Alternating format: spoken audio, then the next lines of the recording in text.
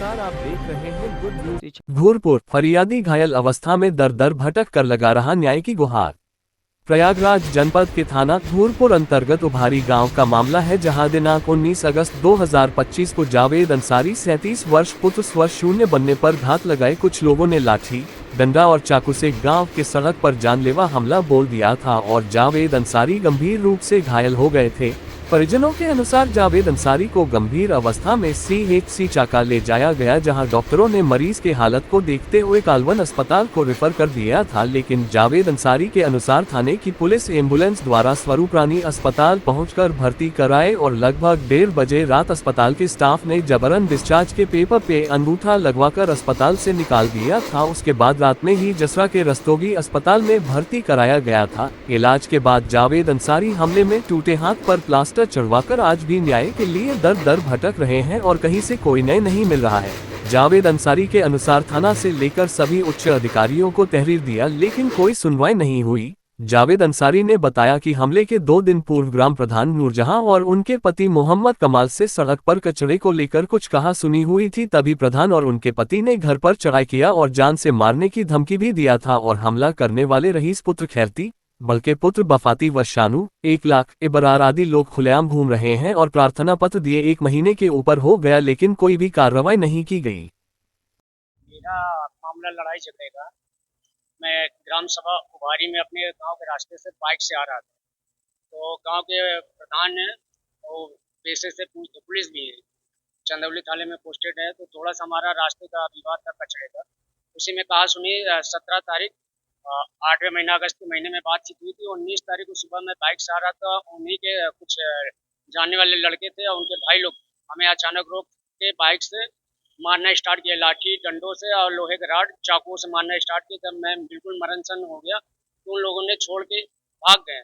फिर हमारे घर वाले अचानक पहुंचे हैं तो थोड़ा से तोड़ फोड़ किए। तोड़ फोड़ करने के बाद कुर्सियाँ तोड़ी गई थी, जो 2-4 कुर्सियाँ थी उनके ऑफिस थी, और उस पर फिर पुलिस आई, हमें एम्बुलेंस से ले आया गया है जसरा ब्लॉक से हमें रेफर किए हैं मोतीलाल नेहरू। वहाँ मोतीलाल नेहरू न ले जाके हमें SRN हॉस्पिटल में ले जाके एम्बुलेंस वालों ने छोड़ दिया। उसके बाद हमारा वहाँ 2 घंटे 3 घंटे इमरजेंसी वार्ड में ट्रामा सेंटर में इलाज चला। 2:30 बजे रात हमको जबरदस्ती डॉक्टरों ने निकाल दिया, बोले आपका इलाज बेली हॉस्पिटल में होगा। जब बेली हॉस्पिटल में हम लोग गए तो वहाँ से हमें बेली हॉस्पिटल वालों ने भगा दिया। फिर वहाँ से मैं प्राइवेट हॉस्पिटल पार्वती हॉस्पिटल में गया, वहाँ बोले पुलिस केस है आपका, मैं इलाज नहीं कर सकती, आप जाइए यहाँ से। फिर वहाँ से आने के बाद मैं अपने जसरा रस्तोगी हॉस्पिटल में 4 से 5 दिन एडमिट था। वहाँ मेरा इलाज प्राइवेट इलाज चला है, जिसमें अभी तक उन लोगों के ऊपर कोई न तो कार्रवाई हुई है, न तो उनको किसी को जेल भेजा गया है, बस वो अपना यानी घूम रहे हैं। तो हमें बस कानून से यही चाहिए कि हमें उनके ऊपर कठोर से कठोर कार्रवाई की जाए और हमें इंसाफ मिले। स्थानीय पुलिस से हमारे बयान लेने के बाद उनको 4 दिन थाने में बैठाए हुए थे। उसके बाद जब देखे कि हम नॉर्मल हो गए हैं तो उन लोगों ने उनको छोड़ दिया, 151 करके छोड़ दिया। वो लोग उभारी ग्राम सभा प्रयागराज के रहने वाले हैं। जी, पुलिस को मैंने बताया था।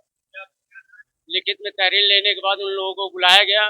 बुलाने के बाद उनको 4 दिन बैठाया गया, 151 करके उनको छोड़ दिए। 302 के मुजरिम थे, 302 में उनको 151 करके एक नॉर्मल धारा में उनको छोड़ दिया। मुझे इंसाफ चाहिए। जी, मैंने DM साहब को, SSP साहब को, CO साहब को, अपने थाने इंचार्ज साहब को, सभी को लिखित एप्लीकेशन दिया है, पर उस पर कोई भी कार्रवाई नहीं हुई। कोई आश्वासन नहीं मिला, बस यही मिला कि आपका मेडिकल आ जाएगा तो आपका यानी देखा जाएगा मेडिकल के हिसाब से, और मेडिकल हमारा बनेगा नहीं क्योंकि नॉट MLC, मेडिकल में नॉट MLC है, क्योंकि वहाँ पे जैसे घरेलू उपचार नहीं होता उस तरीके से मेरा इलाज हुआ है। मेरा नाम मोहम्मद जावेद अंसारी, ग्राम सभा उभारी प्रयागराज का रहने वाला हूँ।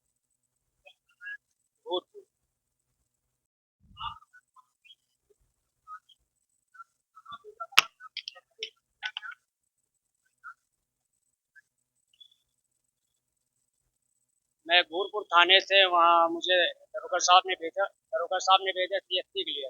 CST में गए, हमारा ट्रीटमेंट जो हुआ उसके बाद उन्होंने रिफर कर दिया मोतीलाल नेहरू के लिए।